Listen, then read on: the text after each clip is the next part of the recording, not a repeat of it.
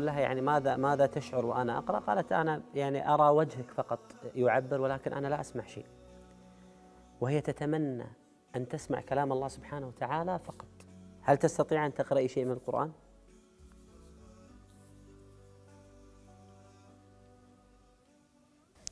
بسم الله الرحمن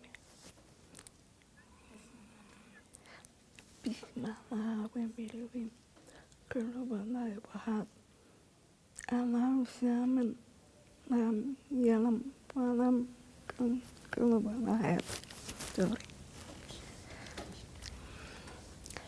بسم الله الرحمن الرحيم. كل بلاء وحد أنا سامن لم يلم ولم كل بلاء وأنه كفوهان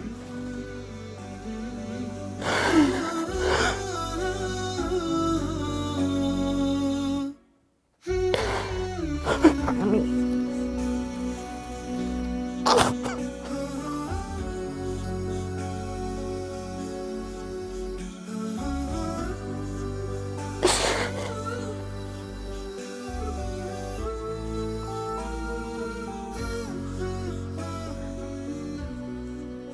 الأصل الذي لا يسمع ولا يتكلم،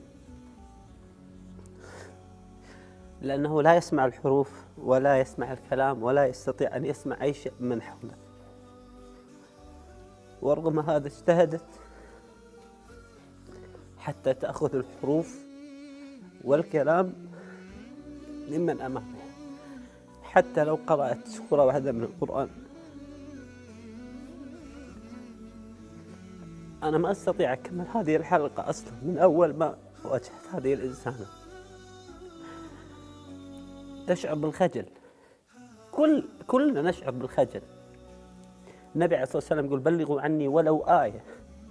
ونحن نسمع ونتكلم ونرى، والله سبحانه وتعالى أعطانا من النعم الكثيرة، وهي لا تسمع ولا تتكلم وتقول أسلم على يديها 9.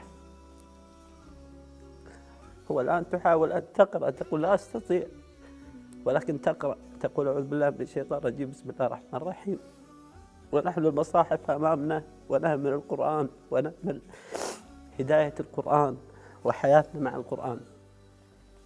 والله لا أستطيع أن أكمل هذه الحلقة، نشعر بالخجل، لا أعرف ماذا أقول صراحة.